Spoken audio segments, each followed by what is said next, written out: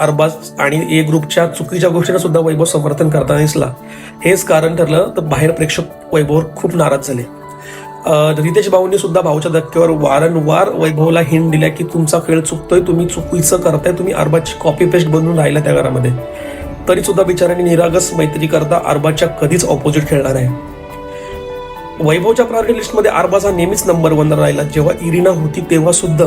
परंतु अरबाजच्या प्रायोरिटी लिस्टमध्ये वैभव हा कधीच 1 नंबरला नव्हता, तर निक्की ही त्याची प्रायोरिटी लिस्ट होती.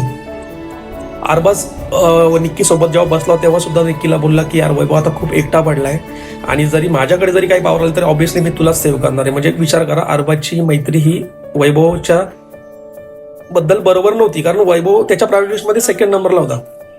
पण अरबाज नेहमीच वैभवच्या प्रायोरिटी लिस्टमध्ये 1 नंबरला राहिला. म्हणून अरबाजच्या इव्हिक्शनला सगळ्यात मोठं कारण ठरलं ते अरबाजसोबतची ही मैत्री.